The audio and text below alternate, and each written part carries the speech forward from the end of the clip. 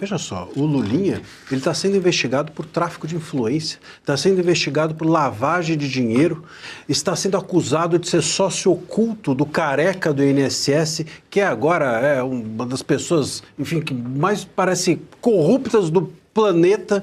Então, tudo que é corrupção, de alguma forma, passa ou passou pelo careca do INSS. Recebia uma mesada, um mensalão de R$300 mil mensais, viajava com o careca para cima e para baixo, pegava voo executivo, ia para a Espanha, dormia no hotel. Olha, a relação do Lulinha com o careca é tão próxima, né, que ou eles eram sócios, ou, enfim, sei lá. Se não tinha, é melhor ele se defender dizendo que eles tinham lá um romance, porque se não for isso, não tem como escapar dessa sociedade que, vamos dizer, embora aqui a gente esteja chamando de sociedade para coisa lícita. Para coisa ilícita, o nome é comparsa, não sócio. Então, a relação do Lulinha com o careca era já suficiente, ou mais do que suficiente, para fazer com que, no mínimo, ele permanecesse aqui. A gente está falando de um país que... Agora, no Natal, na semana de Natal e de Ano Novo, 43 réus do dia 8, presos com tornozeleira eletrônica, há uma suspeita de que eles saíram de casa, de que eles foram, sei lá, às vezes visitar a família ou algo assim, e o Moraes, na sua fúria, já mandou investigar todo mundo, decretar prisão imediata se eles não se explicarem, e etc, etc. Mas o Lulinha não, com todo esse currículo, vamos dizer assim, para não chamar isso de folha corrida, ele simplesmente foi embora do país e, segundo consta, ficará por lá um bom tempo, não tem previsão nenhuma de volta. Então a gente não pode dizer que ele fugiu tecnicamente, mas é no mínimo incriminador que uma pessoa nesse contexto saia do país sem qualquer perspectiva de retorno. Só faltava ir no avião da FAB. Eu acho que para completar a história só faltava essa. E o Lula, que disse que o seu filho, se estivesse envolvido em algo, deveria ser investigado, eu quero ver qual é a resposta do Lula a isso. Acho que se apertarem o Lula, ele vai em algum momento dizer que o filho era de um amigo ou que o filho era do Bolsonaro. Bom, e ainda sobre esse caso, o advogado Jeffrey Schichini protocolou no Supremo Tribunal Federal um pedido de prisão preventiva contra o Lulinha, o filho do presidente Lula. O requerimento foi distribuído ao ministro André Mendonça. Schichini gravou um vídeo explicando a motivação do pedido. Vamos acompanhar um trecho. Todo mundo sabe que Lulinha está atolado até o pescoço nessa fraude do INSS. Diariamente são escândalos envolvendo o seu nome, como mesada do careca do INSS. E ele passou o 2025 inteiro fora do Brasil, na Espanha. Retornou agora, no fim do ano, às festividades ao Brasil, não se colocou à disposição da justiça e agora as notícias dão conta que ele está de novo saindo do Brasil. Então, para assegurar a aplicação da lei penal, para que ele não se furte de responsabilização, para que não se evada do Brasil, acabo de, nos termos do artigo 312, 313 do Código de Processo Penal, pedir sua imediata prisão preventiva. Lulinha tem que ser imediatamente preso preventivamente para que não se furte a aplicação da lei penal brasileira. Ele já tem moradia fixa fora do Brasil.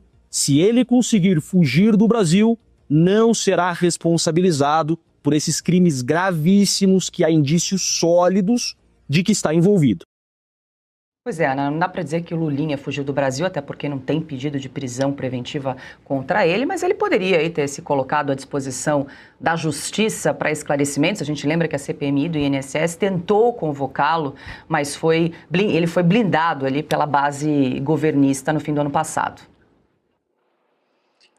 O que é um movimento que nós temos visto desde da CPI da Covid, por exemplo, Paula, como o Carlos Gabas, por exemplo, foi blindado do consórcio Nordeste, ele tinha muito para explicar para o Brasil e foi blindado. Então, nós sabemos que o sistema, nesse caso, o consórcio, né, executivo, Judiciário, Supremo Tribunal Federal, porque por muito menos, mas muito menos, passaportes foram apreendidos. Não, o senhor vai ficar aqui, não, a senhora vai ficar aqui. Nós tivemos o passaporte de uma brasileira e americana, o passaporte brasileiro foi apreendido, ela conseguiu voltar para os Estados Unidos, a Flávia Magalhães, porque ela é americana. E por que o passaporte foi apreendido? Por um comentário dela, por uma opinião em uma rede social. Ou seja, por muito menos. Passaportes foram apreendidos, diligências foram colocadas em ação, em prática, e agora não tem nada para ver aqui, Banco Master também não tem nada para ver aqui, filho do Lula também nada para ver aqui. Até vendo o doutor Chiquini falar, há muita coisa ainda, ele que é um dos advogados do Felipe Martins, o próprio Alexandre de Moraes ainda não se manifestou sobre o LinkedIn, dizendo que o Felipe Martins não entrou no LinkedIn na data que foi usada como desculpa para prender Felipe Martins, ou seja, muita coisa acontecendo que deveria voltar aos trilhos, como a gente fala lá em Minas, mas é o que o professor Marcília disse desde ontem, qualquer boneco de posto, acho que é mais útil para alguns, né, no lugar de alguns políticos e de membros do judiciário da Suprema Corte, porque eles não estão fazendo o seu trabalho. Não haverá investigação, vamos falar assim a verdade, nua e crua, não haverá investigação sobre o filho do Lula em nenhum esquema. Vai sair uma notinha aqui, averigou, questionou, e ele sairá livre, leve, solto para entrar e sair do Brasil, e nada vai acontecer com o filho do Lula. Nada. Até lembramos agora daquela imagem, na semana passada comentamos aqui o Marco Aurélio, advogado Marco Aurélio, que foi advogado do Lulinha, conversando ao pé do ouvido com quem? Com Andrei Rodrigues, diretor da Polícia Federal. A gente vai resgatar essa imagem na quinta-feira passada, naquele evento do 8 de janeiro, Marcília. Exatamente. Andrei Rodrigues, aliás, que era um dos cotados para o Ministério da Justiça, só para a gente lembrar que as coisas sempre podem ser piores do que são.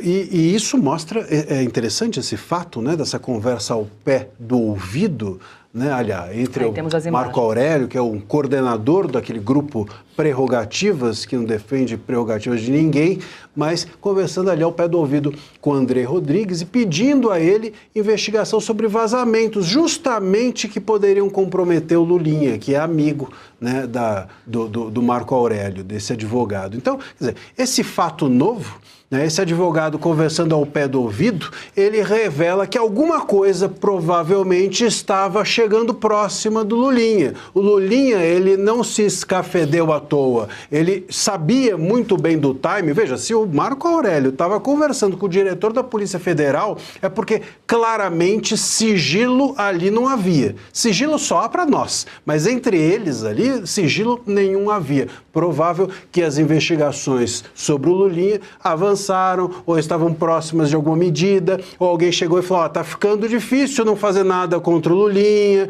a gente não está conseguindo segurar, é melhor ele sair fora do país, e parece que foi exatamente isso que aconteceu.